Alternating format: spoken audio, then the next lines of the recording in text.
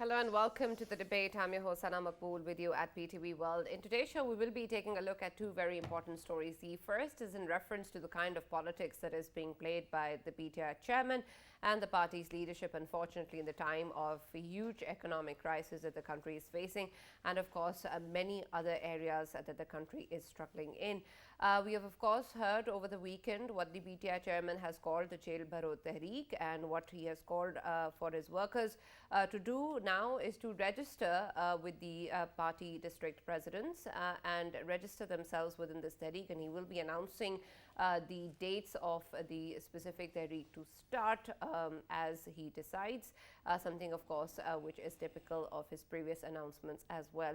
At the same time, the very important conference that is going to take place tomorrow, that was earlier called by the Prime Minister Shahbaz Sharif, in which the PTI's leadership was also invited and earlier refused to join, perhaps now is being given some sort of second thought, but still on conditionalities such as the announcement of elections in KP and Punjab, with the PTI chairman again through his video messages from Zaman Park have been emphasizing is unconstitutional and has to be done within the 90 days, even though there may not be any legal obligation of announcing the elections, only to carry out the elections within the 90-day time period. We also know that in particular when we take a look at the way that the situation has been unfolding previously, the PTI has always gone for the option of doing power politics on the streets, making sure that large numbers of people are there, and what they now say is the justification behind not doing that is the concerns regarding the economic situation of the country, and how because Pakistan will be suffering due to that, they're not going to do that. Not that, of course, that wasn't important previously as well. And when we take a look at the situation in terms of this particular announcement as well, it seems that this is an option that the PTI leadership wants to try out after perhaps the dissolution of assemblies in KP and Punjab as a reason for the current political setup to announce general elections has failed.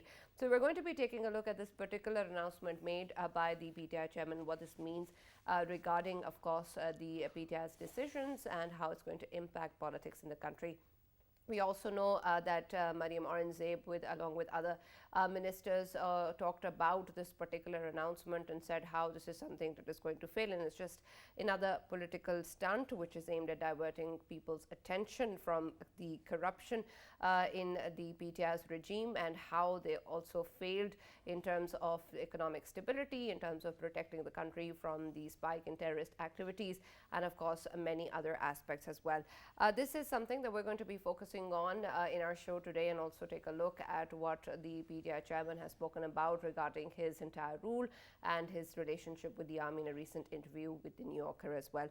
We're also in our second segment going to take a look at the very unfortunate disaster that has taken place in Turkey and Syria. An earthquake, in fact 2 earthquakes have struck the region, resulting in the loss of lives of about 2,000 people, and the death toll is of course expected to rise.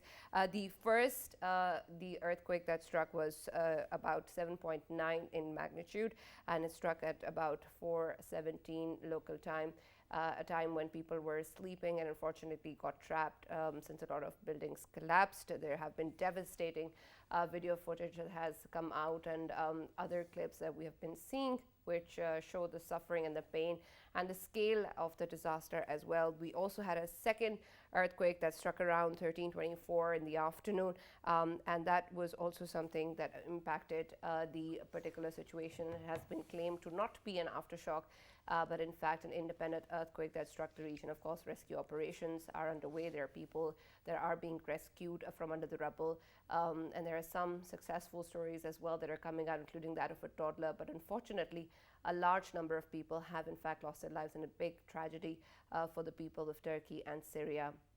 The Turkish president has also called on for the countries to help and has said that about 45 countries have already responded.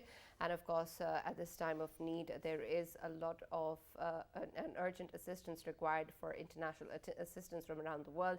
And of course, Pakistan also condoles with the families who've lost their loved ones, with those who've lost their lives, and we stand with the people of Turkey and Syria in their times of need. So we're going to focus on that in our next segment of the show today. These two, of course, important disasters are also something that Pakistan has had to experience in the past as well. And so is something that we can also empathize with, and we're going to talk about how it needs to be dealt with and what sort of help needs to be provided. For our first segment and for the rest of the discussion as well, in the studios, I've been joined by senior analyst Farooq Patafi. We've also been joined by Dr. Niaz Murtaza, who's a political analyst. Thank you very much, Dr. Niaz, for joining us and being a part of the conversation. And let me begin with you. We've seen, of course, previous announcements coming in from the PTI chairman and a number of measures that the PTI chairman seems to be taking in to be relevant in the political dynamic and to also talk about the call for general elections, which in any case are coming nearer as well.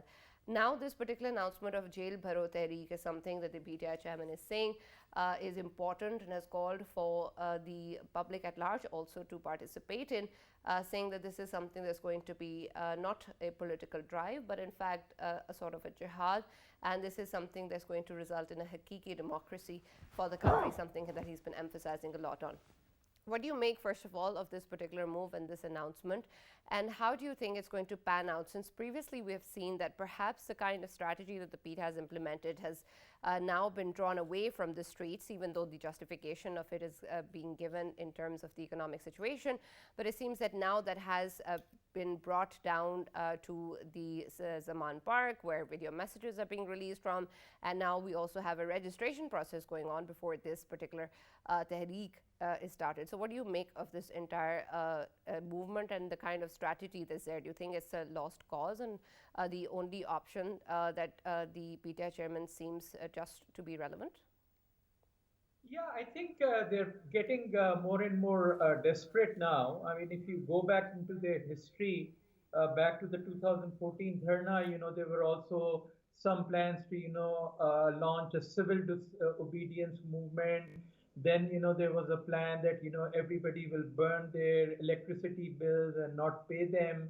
And, nothing really came out of them. There was a long dharna that lasted for 4 months. That didn't really have an impact, except for the fact that they did set up a commission, and then the commission later found out that there was no justification in PTI's demands or claims that the 2014 13 elections were rigged. So now again, it's been the same cycle. First of all, there were months and months of threats that they're going to launch this long march, and which is going to result in a tsunami of people taking over Islamabad. Nothing came out of it. It got cancelled on the very last day after the long march had reached from Lahore to Rawalpindi in what, about over a month, with very few people. And then, yeah, of course, they came up with a more powerful punch in terms of resignations from the assembly. And that they did, carry through, but that still hasn't had any impact on their ability to, get early elections. So this one even sounds really silly. I mean, what will they achieve if they, even if they are able to, bring about, a large number of people who go and, present themselves at the jail? How can they, just go in? So, I mean, it just sounds really desperate, as if they're just completely out of idea, and the whole purpose is just to stay in news, get some headlines in friendly channels and so on. But I don't think this is going to have any impact. But that's happening. He is getting that. Sorry. The fact that he is still being covered in headlines, that is still happening. Yeah, but I mean, there is no sign that there's any chance of elections being held. After even this very powerful punch of resignations from the provincial assemblies, that was a strong one that could have had an impact. But the government has been able to weather even that, and it doesn't seem to be under any panic, under any kind of pressure to hold early elections. It's just taken it into its stride. So I don't think there's any other card they have left through which they can get early elections. All right.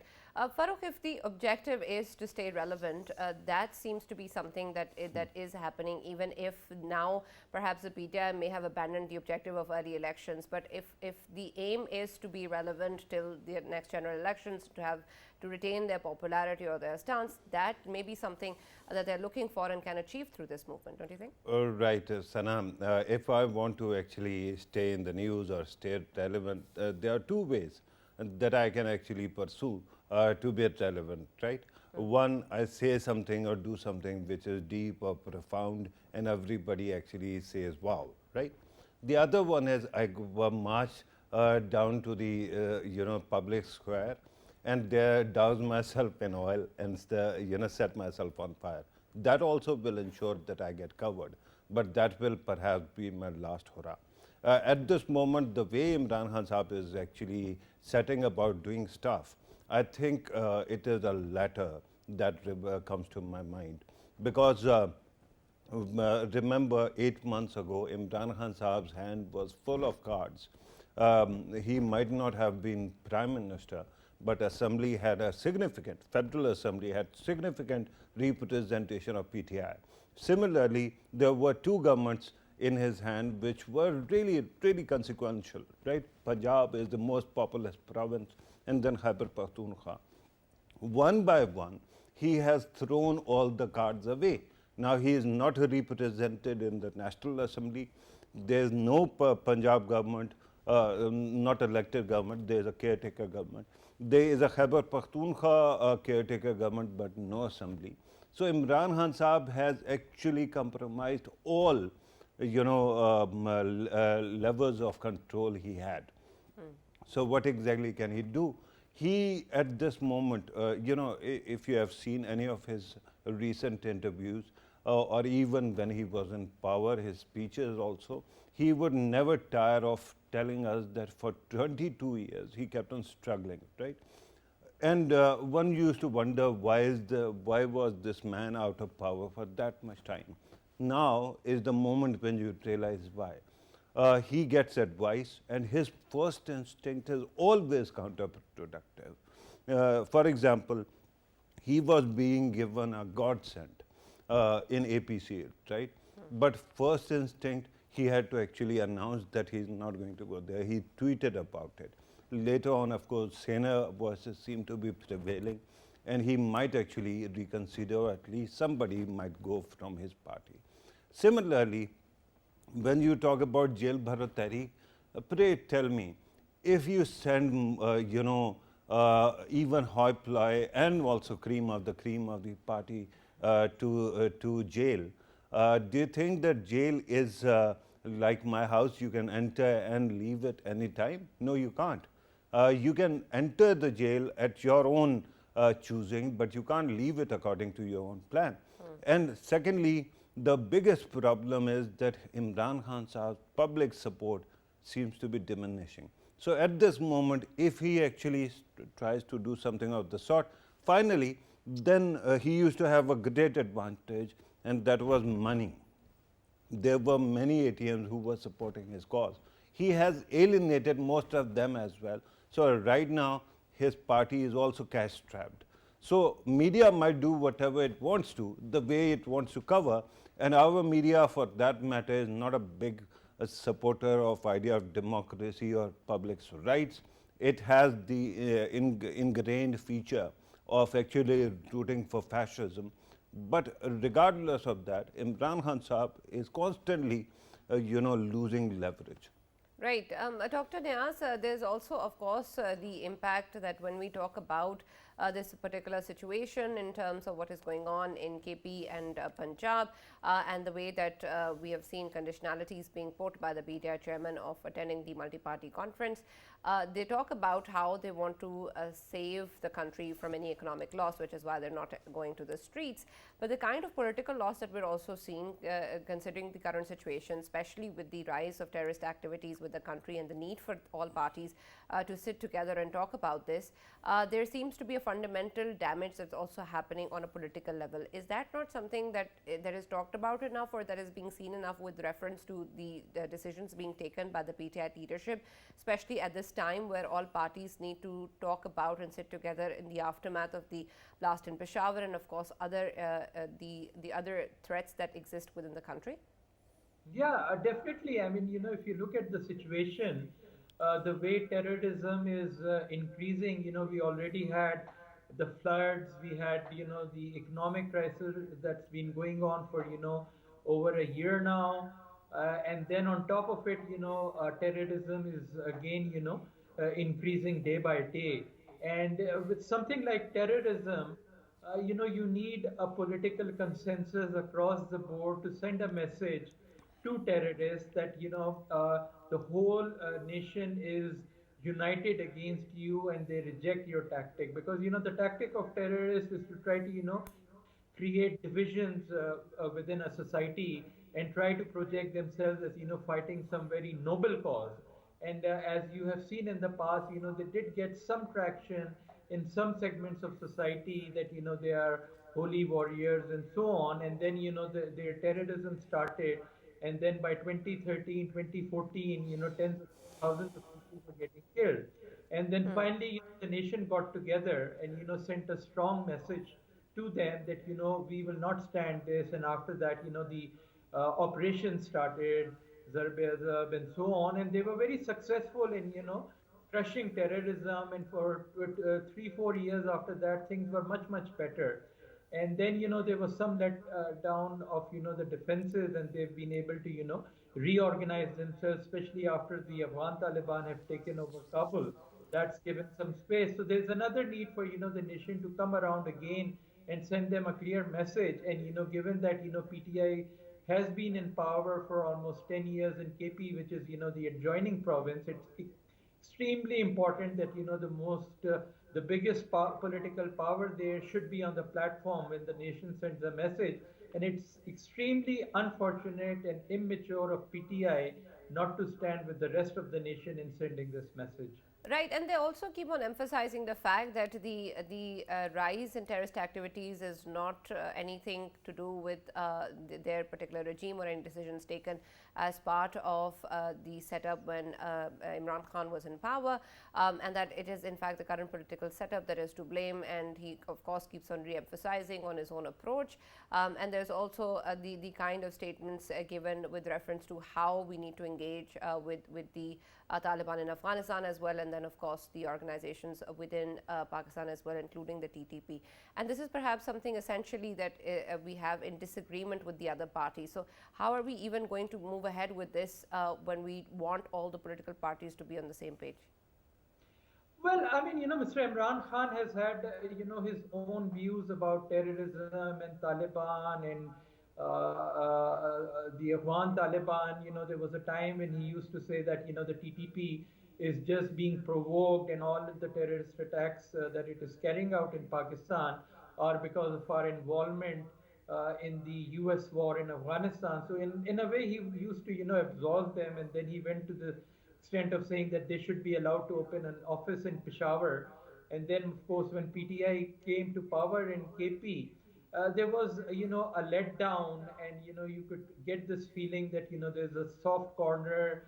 There was, the act of the KP government giving, hundreds of millions of rupees to a certain madrasa, which has close connections with, the Taliban.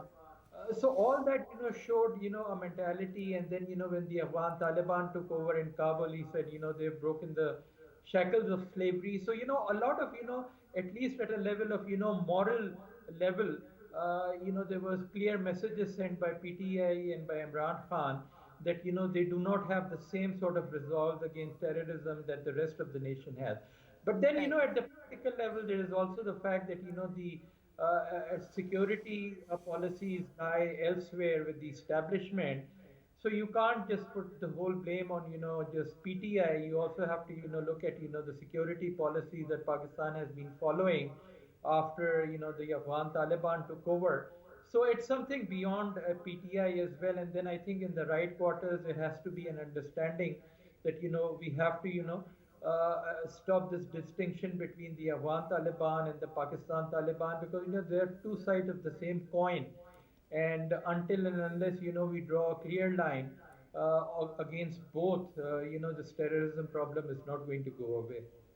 Right. Farooq, there's also, of course, the concern that when we take the stance of the PTI chairman, especially in attendance of this particular party conference, there is the emphasis of the announcement of the elections in Punjab and KP. And we've had legal opinions who've shared that perhaps the announcement is not a legal obligation. The obligation is only that there needs to be elections within the 90 days. At the same time, even the attendance is being used as a card in terms of using that as a move for the current political setup to announce elections. And if that happens, and then they will attend, even though there is a lot that is of priority and of concern for a major political party in the country. How will this be reconciled with the way that the PTI chairman keeps on making statements about the current caretaker setups in both KP and Punjab, about his statements regarding institutions such as the ECP, who are going to have to conduct the elections, of course, in KP and Punjab, because at one time there is, of course, an emphasis on these elections to be held, but at the same time there is huge question marks being raised about the credibility. So how will this even proceed, even if the elections are to take place and the PTI chairman understands that all legal obligations have been met? Right. I want to actually answer that question also, but I wanted to go back to your question about terrorism, if you allow me to actually address that as well. We are repeatedly told that Imran Khan Saab knows Afghanistan inside out, and that he knows Fatah inside out as well, ex-Fatah for that matter. I think that his depth of Afghanistan and Fatah is so deep, or grasp of both these areas is so deep, that he actually believes that Haqqani is a tribe in Afghanistan. Having said that, my concern is that we keep on saying that there's need for national consensus, and all political parties need to come on the table and on the same page.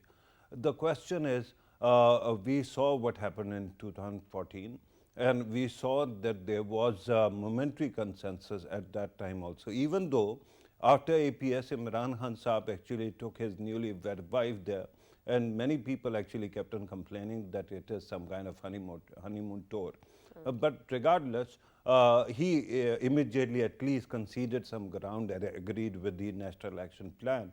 But why is it that he has gone back on that? Why is it that TDP was brought back and rehabilitated, and their people were let go from jails, and even diyat was paid on their behalf, right? These are big questions. It tells you that the consensus that you want to make is not possible, because he actually believes that TTP people, Taliban, Afghan Taliban, they are the better people than you and I. So if that is his point of view, if it is his worldview, I don't see how you are going to actually get him on the same page. You can try, you can force him, but in the end, again, whenever he will get chance, he'll do exactly the same thing. And now the elections. Regarding elections, let's face it, there was an election recently that we saw in Karachi, and where all PTI was almost washed out. It was distant third, right? What did they do? They actually came on record and said that they would have won the entire city, but they were cheated out of their destiny, because there was some kind of electoral rigging. And not only that, after that, they also said that their local leadership is responsible. You cannot have your cake and eat it too. Yeah. So they are going to do exactly that whenever they are going to lose. That's why I think the forces that be are not taking PTI stances very clear, on face value. And let us face it, when you talk about terrorism, on one side, PTI keeps on saying that we are not responsible for terrorism in the country, but on the other side, their own supporters, there was a sponsored attempt to bring out people, policemen that were inducted in last 10 years during PTI's rule to come on the streets and agitate. And then their supporters have constantly been actually peddling this conspiracy theory that, God forbid, our own establishment somehow actually managed this. Now the question is, one of the highest guarded places, and there this accident, this tragedy takes place. So many people have been killed. If establishment was really out to get you, do you think Zaman Park was very out of reach? So the fact is that these people will keep on obscuring everything. So nobody is going to take them seriously. They are still bad mouthing the courts. They are still bad mouthing the national institutions. And because of that, they have totally undermined their own ability to reach any kind of settlement. Right. Dr. Niaz, we've seen that in the past also there have been many such statements being given by other political parties as well, perhaps on a different scale, but there has been, of course, the kind of statements that have been made by the PTI's leadership when outside of power, that have been made by other parties outside of power as well, especially with regards to institutions or the establishment, and of course the kind of corrupt practices or the rest, that the kind of inheritance that they've taken in from previous governments and so on and so forth. But it seems that at the moment, when we take a look at the way that the PTI has evolved, especially since the ouster of the PTI chairman, do you think that there's anything markedly separating them from the kind of journey that perhaps other political parties have gone through in terms of their popularity, in terms of their followers, or in terms of where they stand as a political advantage? Or again, because of course there are elections coming in and there are big question marks whether or not the PTI will be able to sustain their standing, what sort of stance they'll have, will they win or not, and then of course the kind of alliances that they've enjoyed in the past, will they stick as well or not? What do you think about the PTI's evolution, especially since the ouster of the PTI chairman, and with regards to the kind of narrative that they've taken, especially against the institutions? Well, I think the biggest difference, yeah, of course, there have been so many parties who've taken a stand against the establishment and criticized it heavily. But then, the difference between those parties and PTI is that, what the kind of charges that PTI is making don't really, withstand serious scrutiny, all this, narrative that it has built of, establishment and the opposition PTM parties being part of some sort of, a USA conspiracy to, topple his government because he was, developing relations with Russia. I mean, that's been so discredited and disproved in so many different ways.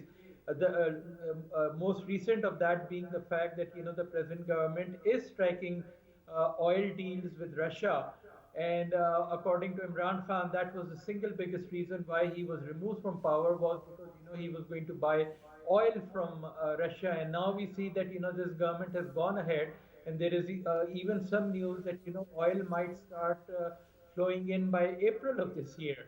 And we don't see any signs that the USA is angry with that. In fact, the USA has gone ahead and even said that it has no problems if Pakistan buys some quantity of oil at a certain price from Russia. And then the audio leaks and so on. So it's a totally discredited conspiracy theory.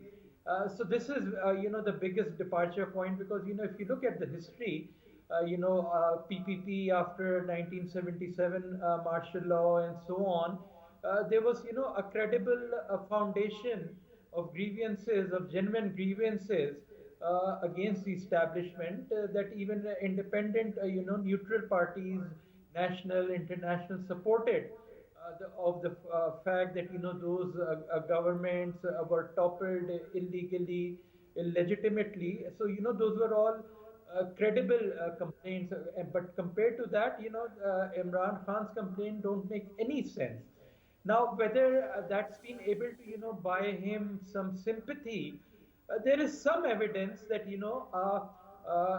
that his popularity has picked up. Now, to what extent it has picked up, whether it's enough to get him a win in fair and free elections, that's really hard for me to say. I mean, I don't place too much credibility in the fact that he won the by-elections, because those were all on PTI's own seats. But what lends some weight is the fact that the party has stopped splintering since April. Before April, there were about 20, 30 people from the provincial assemblies, national assemblies who broke away. But since April, May, that has stopped happening. And the PTI was even able to defeat the vote of confidence motion recently. So that suggests that people in the PTI, of course, they could be wrong. That the message that they are getting from their constituency is that PTI is not a lost cause, and getting another ticket from PTI may give them some electoral chance. So, but again, whether they are right or not, that will only be known once we hold elections. But at the moment, yes, at least we can say that it has recovered some of the extremely poor profile that it had towards the end of its tenure. All right. Thank you very much, Dr. Niaz, for joining us and being a part of the discussion. Varun, a similar question to you in terms of where you think the future lies when we take a look at such parties. We've, of course, had conversations regarding what the PTA has done or said in terms of the gravity of the situation and the kind of damage that the country has had to bear because of that. But that is true also for perhaps other political parties in the past as well. And it seems that a lot of the mistakes or crimes have been forgotten, and regardless of that, the parties still enjoy a certain space within the country. Will that also be the case with the PTI? Right, Sana, and this is the most interesting thing that you have to look at. Even PMLN in the past was also known for appeasing some of the hardline organizations, right? Similarly, People's Party, when it was in government, it also tried to, cut a deal with Mullah Sufi Muhammad of, Sawat. But after that, because they got, massive shocks, they learned from their experiences, and they haven't been actually placating or appeasing these elements. PTI is the only government or only party which has actually seems to have acquired a position which was against these elements and has actually gone back on it, right? That actually it tells you about ideological hold. And PTI's ideological hold is there, right? Right. Farooq, we'll have to take a short break, and we'll continue the discussion.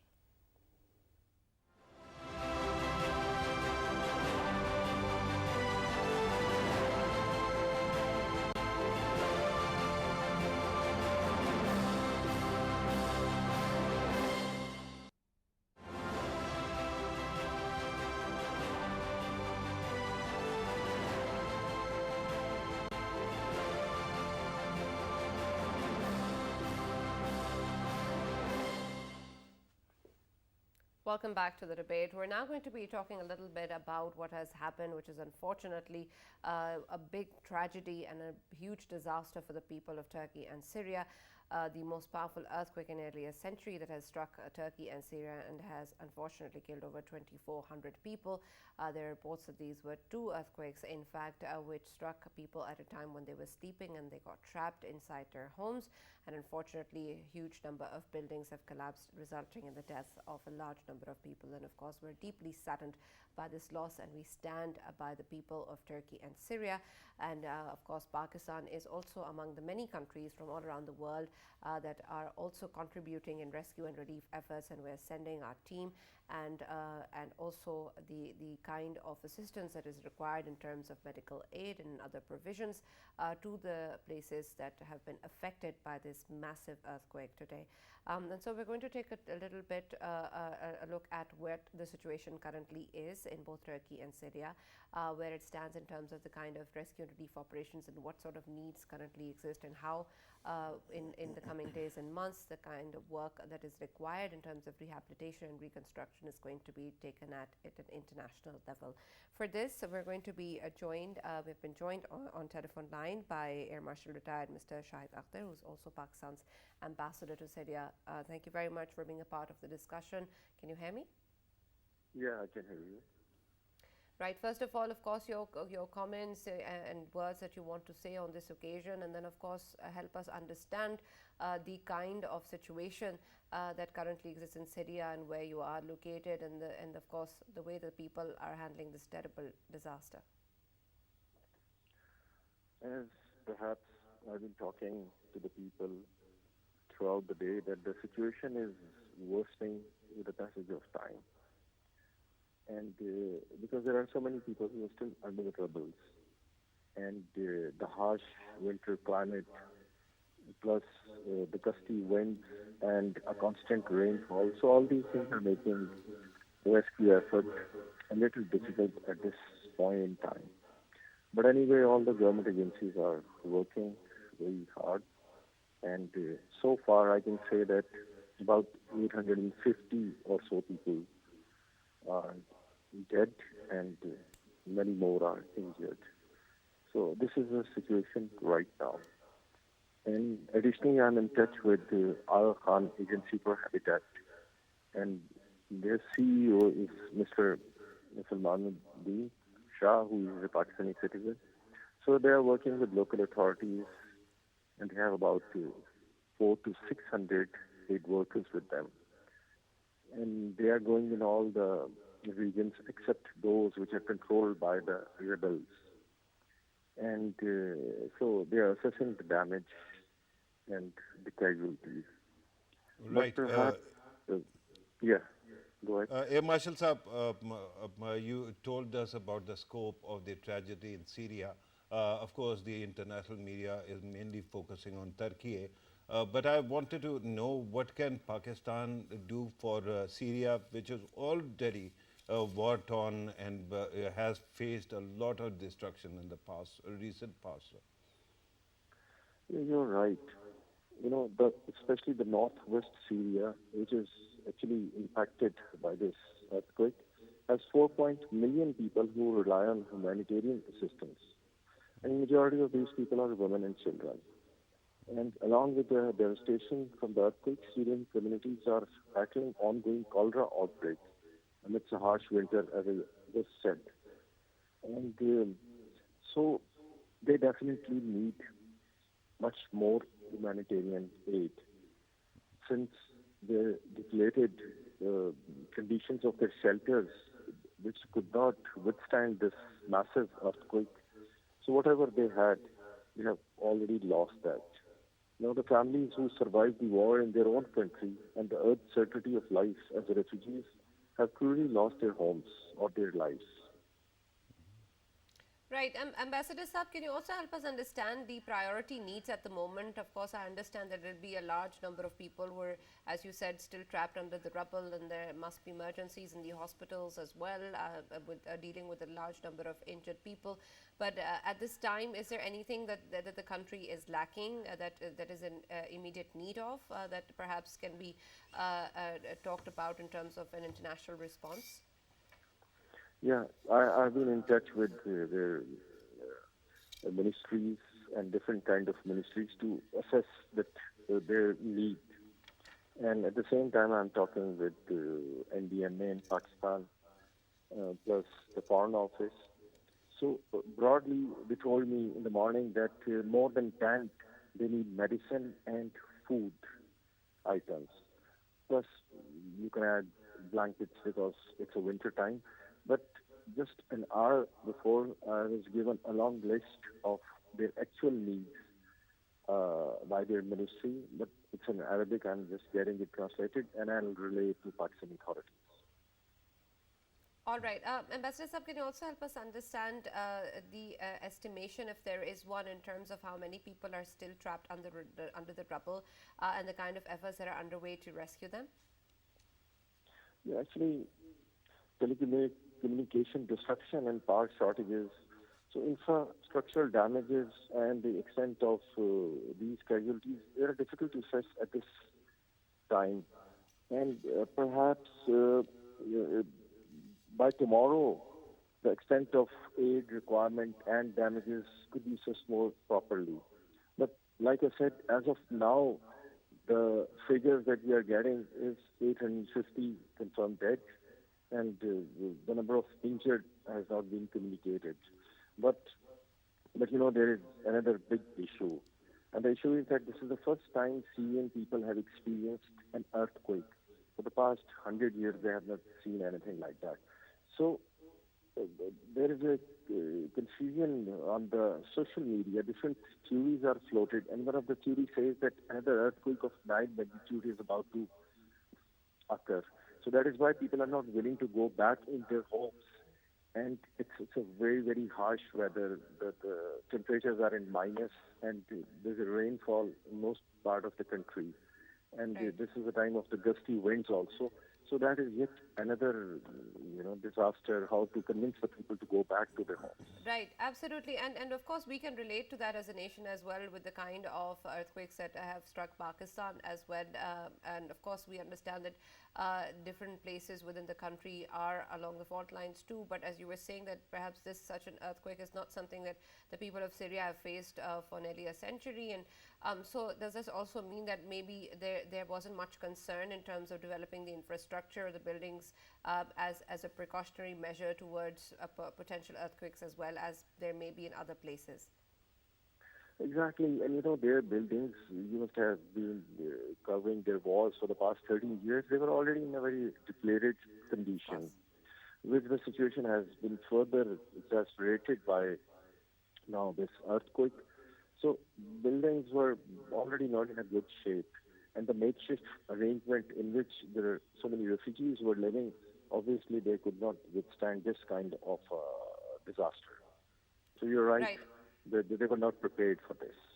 Right, absolutely. Thank you very much for being part of the conversation and, of course, being in communication with different authorities to help the people of Syria in this time of need. Pakistan, of course, also extends its help to the people of Syria and Turkey, and as we mentioned earlier, is also contributing towards relief and rescue operations. And Farooq, we also know, of course, that a large number of people in Turkey have also suffered as a result of this massive earthquake, and there are numerous people there who are also trapped under rubble and need our help. Considering the massive scale of the kind of destruction that has happened, the relations that we have with Turkey and the people, and the kind of needs that exist on a humanitarian level as well, what sort of efforts do you think are required in terms of more and more countries coming in together to help Turkey and Syria? Right. Sana, first of all, let me actually, remind our Turkish and Syrian brothers and sisters that our prayers are with them, and whatever we can do, we will do, inshallah. Regarding Turkey, Turkey and Pakistan's heart is one. We have been actually very close as nations. And if you allow me to go back to 2005 earthquake in Pakistan, Sana, at that time the scale was much massive, really massive. At that time, who actually was the first country? Which one was the first country that sent its doctors and all aid to Pakistan? That was Turkey. Turkey, incidentally, was also the biggest donor when it came to rehabilitation efforts at that time. So it is time for Pakistan to reciprocate. And when we had a small break during the transmission, you must have seen that Pakistani authorities were addressing the media, how Pakistan is sending teams to Turkey. Pakistan will be sending tons of aid to Turkey as well, humanitarian aid. Recently also, when the floods came, Turkey was among the earliest countries that responded with the kind and other support, human capacity as well. So at this time, Pakistan will do whatever we can to ensure that our Turkish brothers and sisters realize that we are with them. And today, throughout the day today, we kept on seeing harrowing footages of massive buildings actually collapsing in Turkey, and people are actually trapped under the rubble as well. So first of all, what the world community can do, earlier, Air Marshal Saab was actually, Ambassador Saab was telling us that there are rumors that there can be a 9 scale earthquake soon. Yes. So you shouldn't go back. First of all, every person has to understand, and media should reinforce this, that there's no technology to predict an earthquake. So all these speculations are mere speculations and rumors, which people have to be dissuaded from spreading. And Right. then, of course, evacuation, then tents, medicines, food, and clothing, whatever is needed. We all should be volunteering. Absolutely, and this requires a global response, and it requires people to step up and contribute as much as they can. And of course, as a global community, we can do all of that and more. Thank you for being part of the conversation, and we hope that the people of Turkey and Syria are able to bear this loss, and that there are more and more lives saved every day. And of course, Pakistan will contribute as much as it can. That's all for now. We'll see you tomorrow.